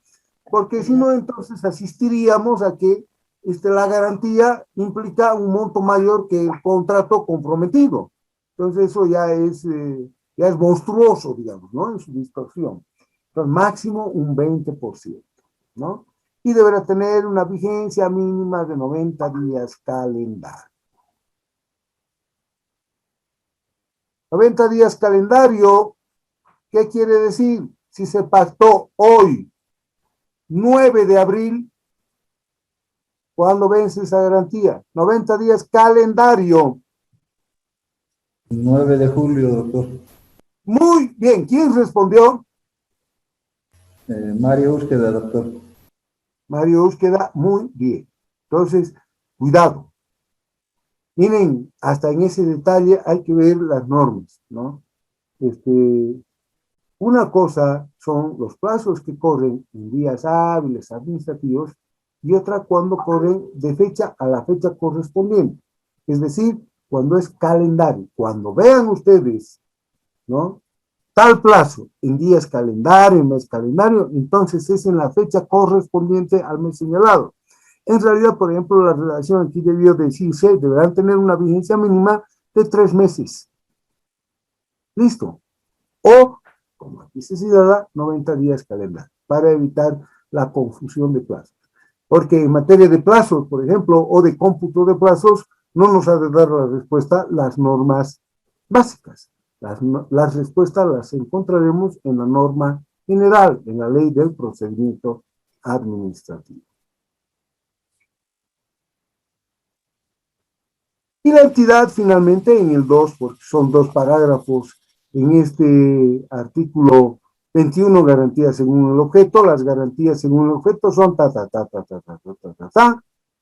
y 2, la entidad deberá solicitar cuando corresponda la renovación de las garantías. Pregunta final. ¿A quién le corresponde? ¿A la unidad jurídica? ¿A la unidad administrativa? ¿A la máxima autoridad ejecutiva? ¿Al auditor? ¿Al sereno o al guardia? ¿A quién le corresponde ver y de cuidar y de alertar en su momento sobre la renovación de las garantías cuando estas están a punto de vencerse. Al departamento. Yo considero que a la unidad administrativa o tesorería. Departamento de Tesorería. Sí. Tesorería, licencia. En el caso de obras, al supervisor. Ya. Dígame una cosa. ¿Eso dónde está? ¿En qué norma está? ¿En qué artículo se encuentra? La misma norma, doctor. Así, ¿dónde dice? Pregunto, no, nada más. La Decreto renovación. 0181. ¿Perdón? Se encuentra establecido en el decreto 0181, en la cual estipula quiénes son los responsables del resguardo de las garantías. Ya, una cosa es ya está bien, Ángela, pero una cosa es el resguardo, eso ya lo sé, ya lo sabemos, ya lo sé también. Pero, ¿y quién tiene que alertar sobre la renovación? Porque una cosa es que se resguarde. Por eso fíjese cómo opera la lógica del servidor público. Como esto es algo muy importante y podría perderse, entonces que lo tenga resguardado, ¿no? Alguien que resguarda por lo general valores, dinero y tal, al tesoro. Ya, listo. Pero yo estoy preguntando otra cosa. Yo le estoy preguntando la renovación, no el resguardo. Ahora, en un sentido amplio, usted podrá decirme, Nájera, ¿no? Pero es que el resguardo de la vigencia de la boleta, pero esa es una interpretación muy plausible, por supuesto, y en realidad yo le aplaudo si es que lo ha pensado así, porque implica que usted está realizando una interpretación más rica, está atribuyéndole otros contenidos fuera de los que originalmente el normador, el legislador se ha planteado. Pero cuando la norma dice que se encuentra resguardada por una instancia eminentemente administrativa, cual es la de la tesorería, no nos está diciendo necesariamente que la renovación venga a estar por cuenta de ellos. No necesariamente. Lógicamente, el proceso de contratación es, los responsables son la unidad solicitante y la unidad de contrataciones, los cuales deben precautelar la prosecución de todo el trámite administrativo y en consecuencia velar la vigencia de las boletas de garantía. Ya, supongamos que la unidad solicitante ha sido el área jurídica, lo haremos más difícil. Entonces el abogado principal tendría que estar preguntando a cada momento cuándo se vencen las garantías para proceder a la renovación. ¿No cree usted? No le digo que esté mal lo que me responde, ni estoy discutiendo, pero lo que yo le digo es, quizás la respuesta no está exactamente en las disposiciones. En este caso yo creo que la respuesta está más bien en ese sentido de común que a veces nosotros tenemos y decimos, esto debiera estar a cargo de tesorería, y como ellos son los que están resguardando, que ellos vean también cuándo se está venciendo, porque si está, que les puedo decir, una caja fuerte, digamos, figurativamente incluso, entonces yo no estoy viendo cuándo se vende la fecha, se vence la fecha de vigencia de la garantía, entonces mal podría yo decir, está a punto de vencerse, ¿no? Entonces, miren cómo funciona a veces la lógica. Hay muchas cosas que las hacemos nosotros por usos, costumbres, porque así nos ha parecido más razonable y quizás esa tenga que ser finalmente ya en las palabras finales a la conclusión de nuestro encuentro por el día de hoy, ¿no? Muchas veces en el derecho administrativo, en la contratación estatal, que es uno de los capítulos más importantes en el derecho administrativo, ¿no? Tengamos que ver que gran parte de nuestras respuestas las tenemos dentro, en un sentido de razonabilidad, en ese sentido común, ¿no? Hay algunas cosas, por favor terminaré esto nada más y le doy. Hay algunos temas que no siempre están previstos en las normas. No esperemos la respuesta de las normas a todas nuestras preguntas. Hay respuestas que no van a estar en las normas, que van a estar más allá. Y si no tenemos jurisprudencia, las respuestas las tenemos que formularnos nosotros. Sí, ¿alguien quería decir algo? Sí, doctor Alex Villavicencio. Era un simple comentario. El contexto de cada empresa es totalmente diferente. A veces los comportamientos son diferentes, así como los reglamentos para los sectores son diferentes. reglamento de contrataciones no es lo mismo que para un sector de hidrocarburos que para un sector de salud, digamos, ¿no? Siempre tienen sus variaciones de acuerdo al contexto que cada uno tiene. Y en este contexto también las responsabilidades de las garantías o quién custodia, como usted dice, si bien es el área financiera, pero no deja de ser compartida la responsabilidad, por ejemplo, con el área de contrataciones. Porque al final el proceso de contrataciones lo llevamos a cabo nosotros quienes formamos parte de este equipo. Y quien pide en el DBC también somos nosotros, ¿no? Entonces, ¿a quién les llegan las garantías? Justamente es al equipo de contrataciones. Entonces, no dejamos de ser corresponsables en el ámbito de la custodia, de la garantía y del cumplimiento propiamente de las garantías. Muy bien. No, está muy bien. Me gustó mucho el que no olvidemos de todas maneras que hay una corresponsabilidad. La gestión de la contratación no es únicamente atribuible en lo que toca a la responsabilidad a una sola instancia, a un solo órgano, a un solo servidor público. A veces hay esa tendencia, ¿no? Las máximas autoridades ejecutivas tienden siempre a suponer que, a ver, yo no voy a estallar, que estalle el fusible que para eso los tengo, ¿no? Yo me cuido las espaldas. Y soslayan justamente que las responsabilidades son siempre compartidas entre el personal, especialmente entre aquel que está directamente involucrado en la contratación. Bueno, eso es lo que toca a garantías. Hoy hemos visto garantías.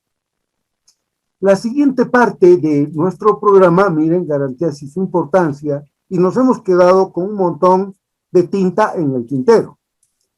Yo quisiera que vean como parte de su trabajo de fin de semana y que lo van a adicionar a sus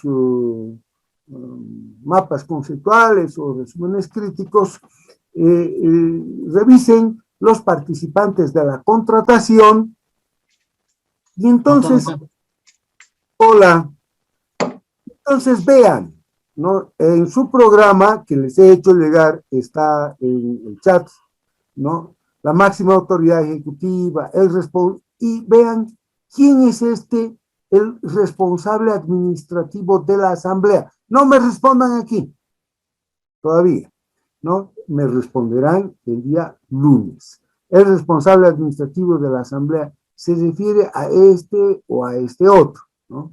El responsable del proceso de contratación y sus modalidades, por ejemplo, en el cuadro que nos presentó la licenciada Cartagena, estaba desagregado. Ella quizás por eso este fin de semana va a tener libre, porque ya ha hecho gran parte de este trabajo. Participantes del proceso de contratación, en su segunda parte, hagan entonces un cuadro o un listado. Tareas específicas. Esto, y a esto quería llegar. La unidad administrativa. La unidad jurídica. Sí, ya lo dijo Villavicencio, todos somos corresponsables. Pero también a cada uno se le asignan ciertas actividades, ciertas tareas específicas. Entonces, la unidad administrativa, la unidad jurídica, es responsable de evaluación y, bueno, una comisión de calificación. O, finalmente, concluyendo, por eso cuarto, revisen por favor en su programa, el responsable de la recepción o la comisión de recepción. Entonces, por supuesto que es en el polo de la contratación desde el punto de vista o desde el lado subjetivo estatal. Y desde el otro lado, los proponentes en general. Sobre eso no vamos a ingresar en mayores consideraciones porque eso no requiere mayor dificultad en su entendimiento. Pero hagan entonces un cuadro. Yo voy a terminar de hacer el requerimiento para el trabajo, les voy a pasar por el chat del WhatsApp en qué va a consistir exactamente para que ustedes puedan presentar un otro cuadro. Me parece que también tendría que ser un cuadro de doble entrada, así como el que hemos preparado, pero en el que a la izquierda tengamos, ¿qué les puedo decir? Algunas características de qué es lo que hace el responsable administrativo de la asamblea, el del proceso de contratación, que además se tendrá que abrir en A, en la licitación pública, en B, apoyo nacional a la producción y empleo, RPA. Entonces, eso. Y simplemente, o sea, este es el cuadro, ¿me están captando? El cuadro que van a ustedes a hacer son sobre los que participan, máxima autoridad ejecutiva, responsable administrativo de la asamblea, que eso habrá que investigar, habrá que preguntarle a alguien a cuál asamblea se refiere, está bien obvio, ¿no? Pero de todas maneras háganlo. Y el responsable del proceso de contratación en sus diversas modalidades, en la licitación pública, RPC, y en el de apoyo nacional a la producción y empleo, RPA. Entonces hagan ustedes el cuadro, qué es lo que hacen, qué es lo que diferencia a unos y a otros. Esa es su tarea, primera parte. Y su tarea, segunda parte, ya no es escrita.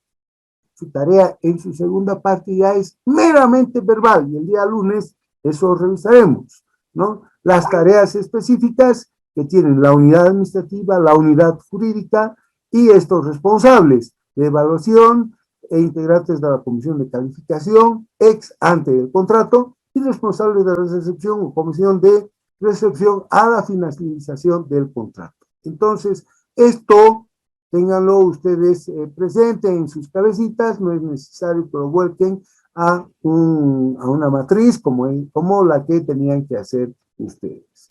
¿Está claro lo que se va a hacer? Hoy, que es el día 5, la lista la voy a tomar únicamente en aquellos, o sea, voy a dar por asistidos a todos, excepto a aquellos que ya han tenido alguna falta. Por ejemplo, Abigail, ¿está presente? Presente, doctor, buenas noches. Vale. Mercedes está presente, Mario Eugenia Ayavid está presente. A ver, Marisol Bulucua Camacho. Presente, licenciado. 2 días usted no ha venido, ¿no es cierto? El lunes y el miércoles. Hoy está haciéndose presente. Ya, vale. El lunes me he conectado, licenciado, pero un poco tarde por temas laborales. Me he conectado, pero tipo 8. Va a disculpar, licenciado. ¿Vio? Todo se llega a saber. Bueno, Amparo está, Willy también, Flores Ayala debe estar porque ha estado teniendo presente, Ana Jesús también, Sonia Ángela estuvo respondiendo, Silvia Janet seguramente está presente, Nájera nos ha estado ilustrando muy bien, Susan de la misma manera, Elizabeth, que se diga, Ruth Elizabeth, tiene participaciones desde el Brasil, creo, Jocelyn está, Daniela Pérez debe estar, tiene asistencia, Aleska Nadia Rocabado, no está, toda la semana no vino. Bueno, luego, Esther Damiana debe estar porque ella... Sí, licenciado, estoy aquí. Sí, doctor. De verdad que es así, los que asisten son los que asisten. Y ya estoy terminando, ¿no? Pedro Raúl Salgado, auditor, debe estar. Veremos, Vilma Soto, ¿está? No está. Toda la semana no ha asistido. Mario Izquierda Rojas está. María Isabel está.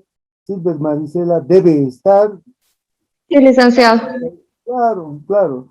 Alex nos ha estado haciendo buenos comentarios. Giovanna Zabal también debe estar. David Iber tuvo una falta el día lunes. Hoy día habrá estado presente. Buenas noches, doctor. Presente, doctor. Sí, estuvo. Bien, señores. Muchas gracias. Que tengan ustedes un feliz descanso, un feliz fin de semana. Y ya nos vemos el día lunes a las 7:30 de la noche. Permiso. Buenas noches, doctor. Muy bien, licenciado. Está bien, doctor. Buenas noches. Buenas noches a Muy todos. buenas noches. Buenas noches a todos. Buenas noches, doctor. Hasta luego, doctor. Chao.